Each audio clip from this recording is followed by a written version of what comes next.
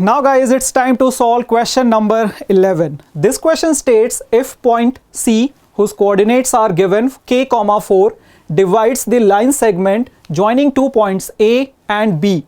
Their coordinates are given in the ratio 2:3. The value of k is. So here in this question we have to find the value of variable k. And this question is from chapter coordinate geometry and the topic is section formula. Let's solve this. First, let's draw a line segment joining points A and B. The coordinates of point A and B are given. A have coordinates 2, 6 and the coordinates of point B are 5, 1. So there is a point C which divides this line segment AB in the ratio 2:3 and have coordinates k, 4. So we can assume this 2 as m and the value of n is 3 because I'm going to apply the section formula to determine the value of k, that is the x coordinate of point C. So with the help of section formula, using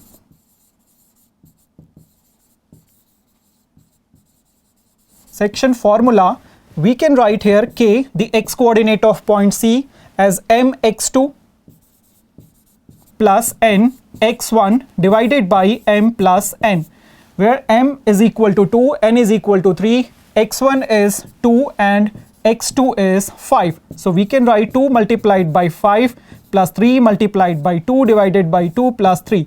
And when we simplify this, we are getting 16 upon 5 is the value of k. That means we have to fill this blank by 16 divided by 5 and this is the answer for this question. और अगर आपने k की value 16 upon 5 calculate की है तो आपका answer सही है और आप इस पे 1 मार्क स्कोर करोगे. It is clear to everyone? Now let's proceed to the optional part of this question number 11.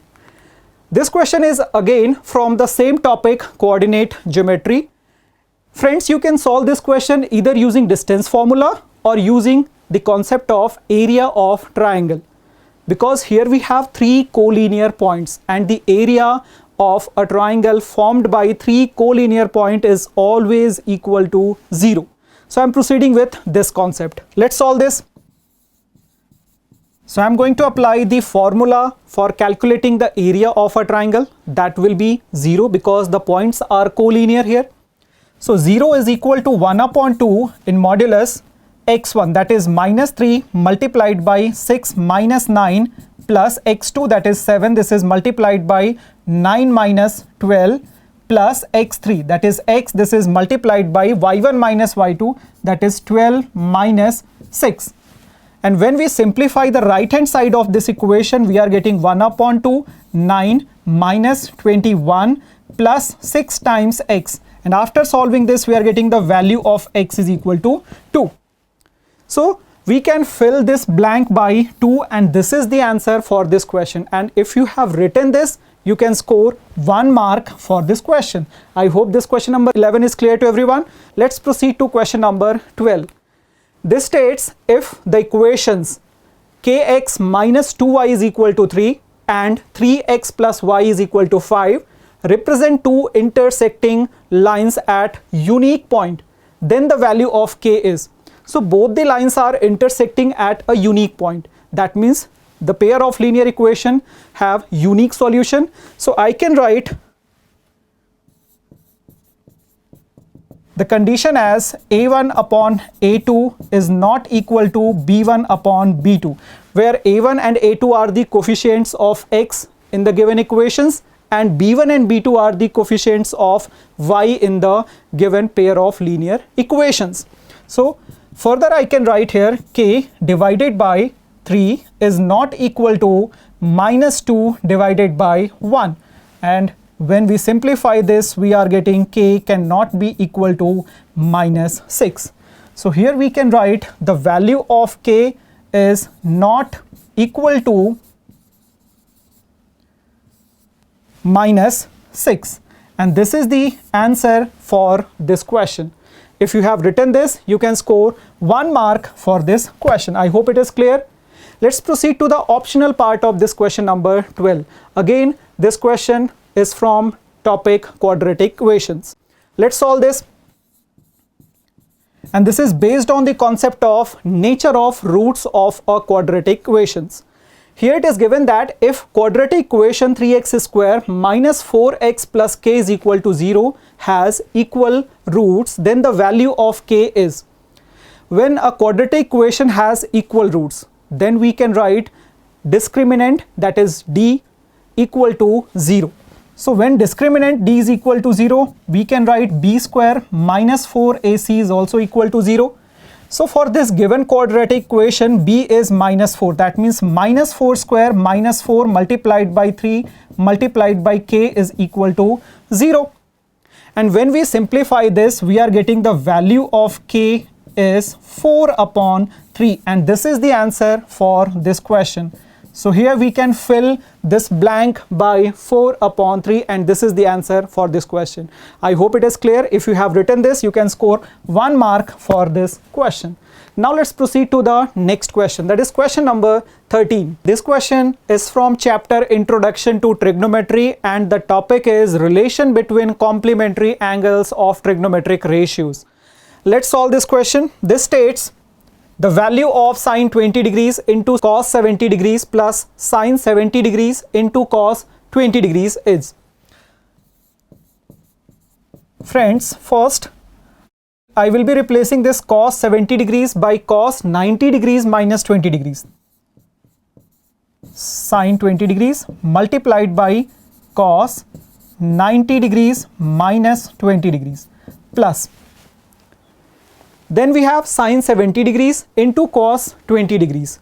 This time I am replacing here sine 70 degrees by sine 90 degrees minus 20 degrees. This is multiplied by cos 20 degrees. Friends, we have studied cos 90 degrees minus theta can be replaced by sine theta. Similarly, sine 90 degrees minus theta can be replaced by cos theta. So in the next step, I can write here sine square 20 degrees plus cos square 20 degrees. So here we are getting a trigonometric identity. Sine square theta plus cos square theta is equal to 1. So we can simply write the answer for this question is 1. And if you have written 1 in the blank, you can score 1 mark for this question. I hope it is clear. Let's proceed to the next question. This question states if tan a plus b is equal to root 3 and tan a minus b is equal to 1 upon root 3, where a is greater than b, then the value of a is.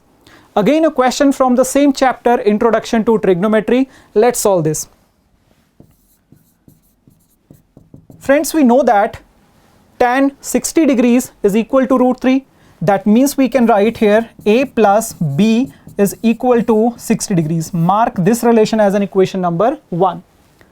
Further, here it is given that tan a minus b is equal to 1 upon root 3.